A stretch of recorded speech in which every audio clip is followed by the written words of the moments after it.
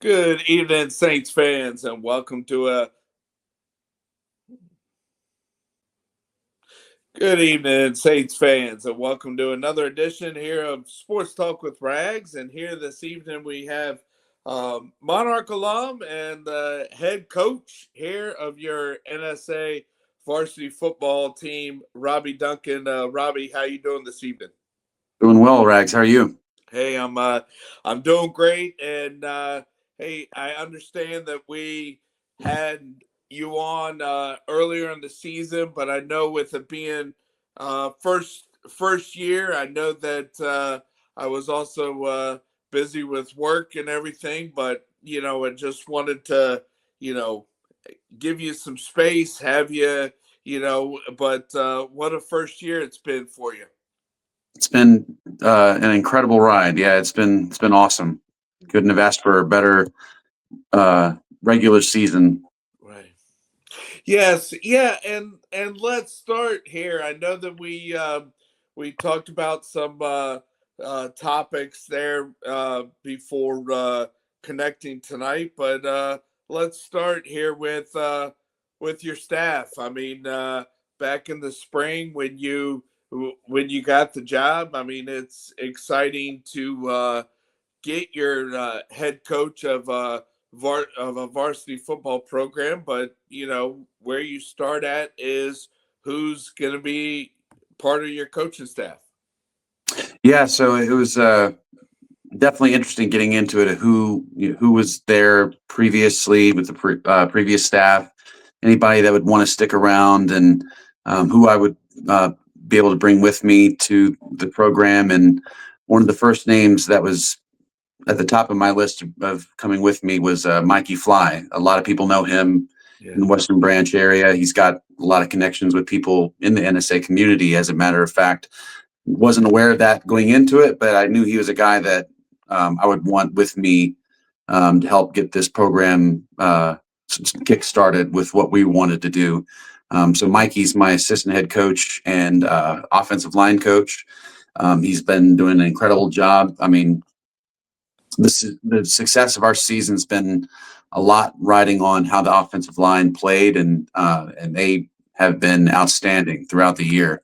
Throughout the injuries that have come up with different difficulties with the starting quarterback being out for a while, and what do we do? How do we adjust? And they embraced that challenge and exceeded that challenge. So big credit to Mikey and what he did with that line, and what we are going to continue to do. It's really good to have a very high quality offensive line coach on the staff. So Mikey's been great for that. Um, Coaching up the defense as the head defensive coordinator is Benjamin Ricciuti. He is, as a matter of fact, he teaches at Jolliffe Middle School for day to day, and coaches with me at NSA, and he's our defensive coordinator. He played college ball at Randolph Macon. Outstanding coach. He's relatively new. He's still kind of young in this field, but he's done an incredible job of leading that defense and calling the plays for the defense and getting our kids in great position to be successful. And a lot of our season's been really leaning on the defense to carry the weight and put the team on their back, and they definitely have done that. We've been outstanding on defense throughout the year, really. The only exception was the first game against North Cross, and I mean North Cross has done that to everybody. So, Right. um, so it's been great to have him and growing with him throughout the season. Along with him, he helps on both sides of the ball. We have Stuart Biza, who's a Western Branch alum, played football there with under Coach Jay, played college ball at CNU, and he's been coaching our receivers and defensive backs and just helps a lot in a lot of areas. He's involved in the day-to-day at the school as the dean of students. Right. So he's a great presence to have in this school for the day-to-day and just being that extra coach in the building, which really helps. Along with him is Bob Evans. He also is kind of a retainer from last year from the JJV staff. He helps with the defense and offense. He kind of just does it all. He's our tech guy too. He's been a major help with the film, getting the film recorded and shared and all the stuff that comes along with the film aspect of things. And he's done an incredible job there. We also have Chris Goss, who's coaching our running backs and linebackers. He was another guy that was already there at NSA that really brings a lot to the program. The kids love him, players love him. He's one of those culture guys too, not just as a coach, but he helps, kind of bring everything together. And he's been fantastic for us as well. And I also have Coach Brent Blackmer, who's been kind of not necessarily full time with us for varsity, but he's with us as much as he can. He also mostly right now is involved with the JJV program, the middle school team, and he calls the offense for them and does a lot for both programs. And he's just one of those guys that's, you tell me what to do and I'll do it, and no questions asked. He's just an incredible help there. And then we have Coach Jay, who's also kind of been helping from behind the scenes and been a little bit more involved throughout the season as he can. He's been enjoying the retired life for most of the year, but he's definitely had a big influence with helping me get started, and just been a very, very great mentor in that aspect. We've had to rely on his old spider, or I call it spider, but it's his old spinner package from his coaching days at Western Branch, and when he was at Jolliffe, even at NSA, he ran it too. But we needed to lean on that for our offense at the times when we needed a change of pace, or after we lost our starting quarterback. It's just been a very tough offense for teams to prepare for and to scheme against. So we've kind of adapted to that. It's taken on a life of its own. So a lot of our offensive success I attribute to him, because he was the one that introduced it to me back when we were at Western Branch, and I loved it since the day he introduced it. So I definitely wanted it to be part of my program, whether it was the offensive identity or not. We at least wanted to have it for short yardage and stuff. So now it's kind of developed a new life, and the players love it. So again, a lot of credit to Coach Jay and how he's been willing and able to help as well. And then we got our JJV staff that's led by Coach Lee Blewett. First year there, he's been doing a great job. They just had their last game of the season tonight against Iowa White Academy, and they won 28-18. Had a fantastic season, and had the kids playing really hard. And he has some other coaches with him too. There's Jimmy Oval, helps with the defense, and Coach Justin Hartung, who's another Western Branch alum, you may know.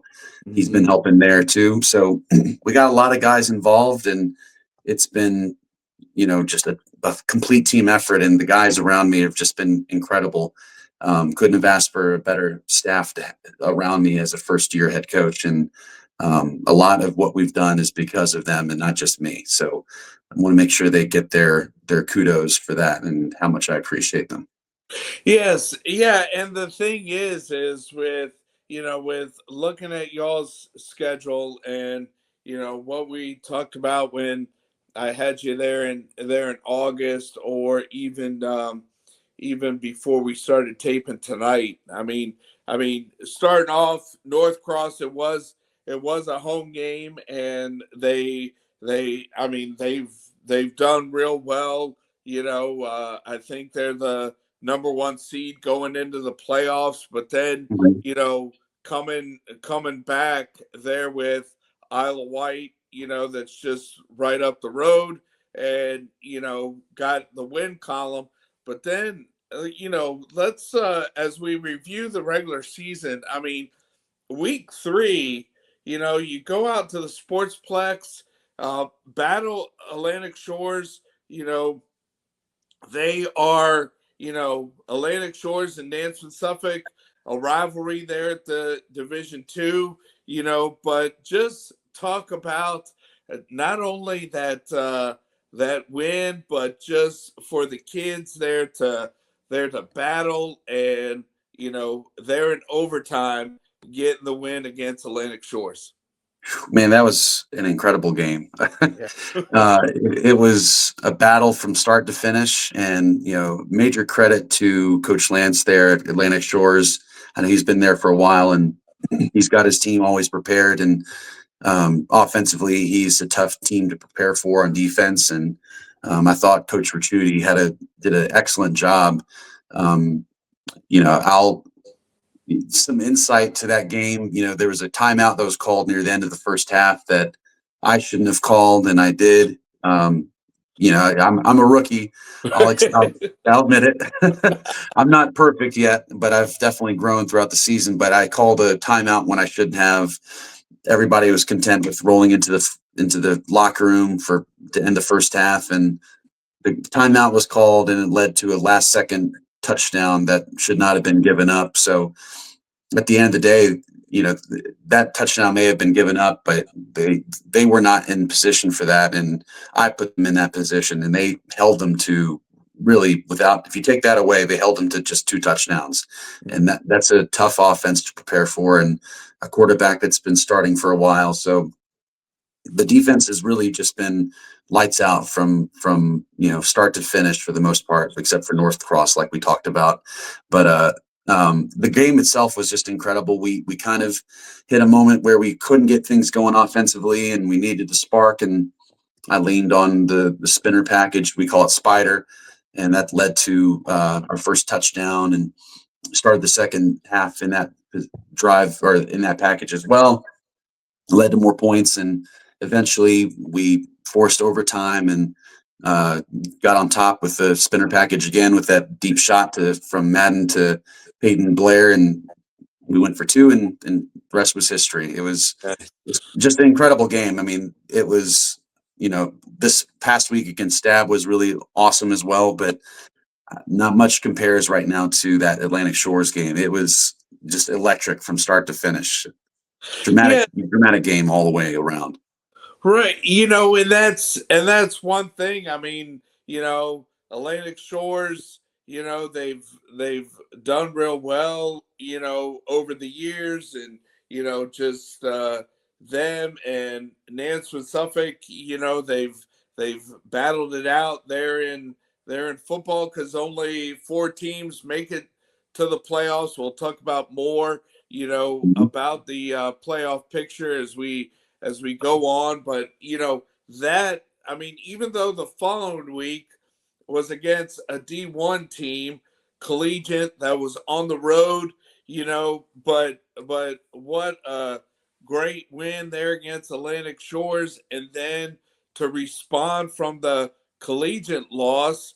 I mean, the next 3 wins, 56, 47, 42. I mean, so Mhm. that's 103. That's roughly about 145 points there by the offense there in 3 games. So what? And then the difference in scoring for those 3 games. I mean, the defense actually,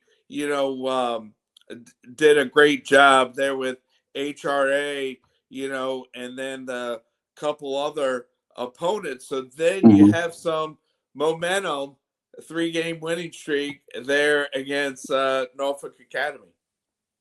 Yeah, we finally kind of hit our stride. The collegiate game, I think looking back at it, is one that we should have been in it more. It was not a great result for us, but we just couldn't get out of our own way in that game, and one thing led to another.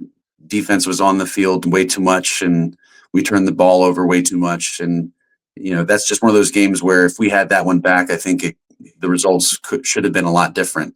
But we learned from that, and we turned it around and had a very successful string of games, and um, barely lost to Norfolk Academy. That one definitely hurt, but I mean, that's an incredible program there too, and their head coach has been there for a long time as well, and they're a well-oiled machine. They're always in the thick of it for the Division 1 playoffs for Vista, and um, that was an exciting game too. And again, one that we had to kind of get all hands on deck and figure out a way to make it work, because we had lost our starting quarterback, and um, how do we how can we be successful in offense, and what are we good at? What do we need to do? And that's where leaning on our spinner package really helped. We didn't quite get any points in that game, but Right. we moved the ball really well against a very good team and just came up short at the end. And I think we really kind of earned some respect with that game, even though we lost. And we carried that into the rest of the season. And I think we've really grown throughout the season. And those games, I think, prove that. And getting the win over Stab and having to turn around and face them again at home in the playoffs is, I think, just the fruits of that labor, and just again shows how much the players have grown through this season, and what we're ready to turn it around and do it again in the playoffs. Yeah, and even that last road game, I mean, it kind of I mean, I know it was after our bye, but Mhm. Saturday afternoon, and more than likely probably left early in the morning, and Yep. then after a couple hour ride to Fredericksburg, getting off the bus, have a little quick meal, then Mhm. stretch. I mean, Fredericksburg Christian, they're, 1 year they're good, next year they're down, the next year they're good. I mean, so that could have been a little game that got y'all with being on the road Saturday afternoon, but the team, stayed focused and not only won to come back on the road, but have a shutout and just have momentum there to Stab 5 days later. Yeah, I mean that there was a lot going against us going into that game, and the players responded and got the job done. It may not have been the prettiest game at times, but again, they got the job done, and I think that's a testament to the type of players that they are. They're gritty, they're tough, um, they're not afraid of anybody, and I think we proved that, and we're willing to rise to any occasion. So, and we turned it around on a short week and did the same thing against Stab. So I think we are more than primed to do it again this coming Friday, and hopefully uh, get that win, and then turn around and do it the next week for the state championship game. Yeah, and for all the listeners out there, for the VIS double A, similar to public school, where after the regular season, based on enrollment, you get seeded. Now, unlike public school, there's only, four teams that make it, but with Stab coming from the Charlottesville area, and yes, all three of Howie Long's boys played there, and then now they got a guy that was tight end at UVA and in the NFL, Heath Miller, leading Hmm. the program. But here it was, y'all senior night, last home game. I mean, you guys knew that you guys would be going into the playoffs, but this game, even though it was senior night, you win. Yes, it's a rematch, but you get to stay home. Yep, that was the anticipation going into the game was, if we can get the win, most likely we'd be hosting them again in the playoffs, and that turned out to be true, thankfully. Um, so it was a lot going into that game. Definitely a lot of emotions across in different areas. Celebrating our seniors, and our senior parents getting that moment with their sons, and um, just a lot going into that game. Beautiful rendition of America the Beautiful Yeah, by Josh Simpson. right. The military appreciation night. It was a beautiful night. Just amazing things going on, and it kind of just all gelled together to get that win on top of it. And we have an amazing set of seniors that like I've told them in their senior dinner earlier that week on that Thursday, or excuse me, Wednesday. Um, some of those players could have, jumped ship and gone somewhere else to play football. They've been through a lot, and uh, don't want to go through a coaching change, and who knows what goes into that. but they stuck through it and took a leap of faith with me, um, and I delivered on the hopes that I wanted to bring with them or to them. And here we are, hosting a playoff game now. We went 7-3. Um, could have even had a better season in a different world. If we finished games when we had our chances with like Norfolk Academy, like we said earlier, then we're looking at least 8-2 instead of just 7-3. So, but that's not to take away what we've done. I mean, we had we more than exceeded what I hoped for, and the future is looking great because of that. I think we've really kind of hit the ground running there and have a real good chance to build something for the future as well. Yeah, yes. I mean, just and I'm using here Max Preps, where I'm looking at the schedule, but in 4 weeks, you guys are 2-2, and to where you guys are now. I mean, and even that Norfolk Academy game. I mean, on the road, six Mhm.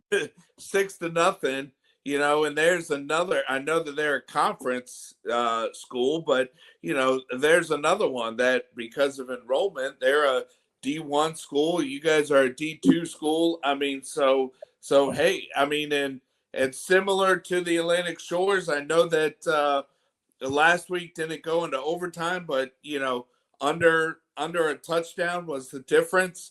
And Stab, who was at 8-man a few years ago, but now Mhm. now back to 11-man. I mean, here they were coming down, 64 East, and just what a win. And it's also nice that here it is, first round of the playoffs on Friday, but you guys don't need to go on the road for 2.5 hours.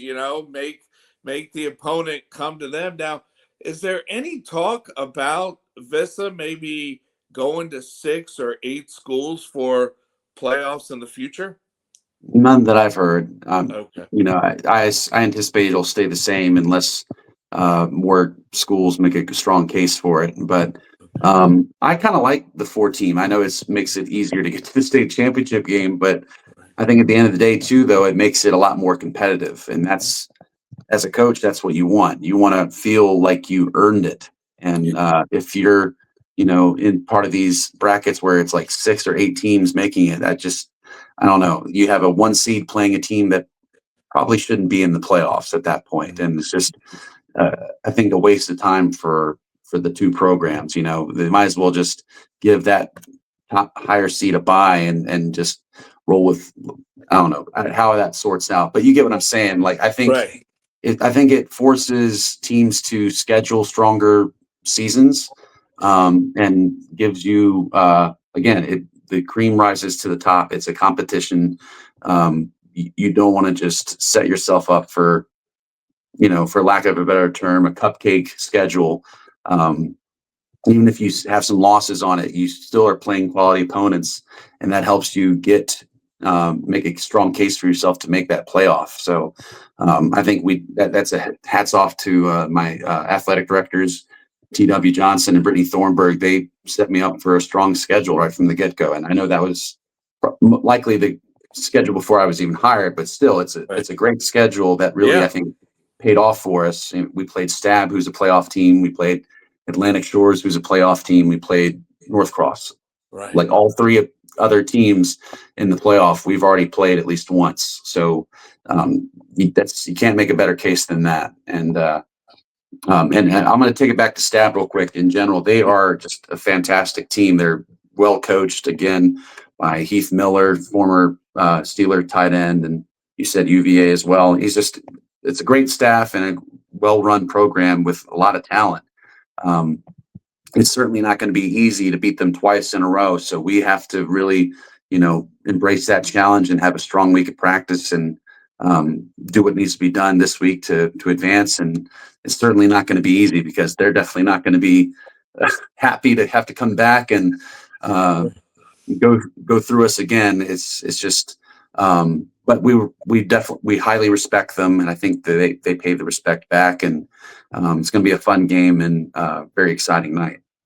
Yeah, and the other thing is I mean, the three losses when you talk about challenging your team and Mhm. not playing an easy schedule. I mean, those three losses. I mean, yes, you do like to win every game, but looking at those three schools, I mean, they're two D1 schools, and Mhm. then North Cross being the number one seed there in D2. So Yeah. it's not like that the three losses were, you know, um, just easy competition.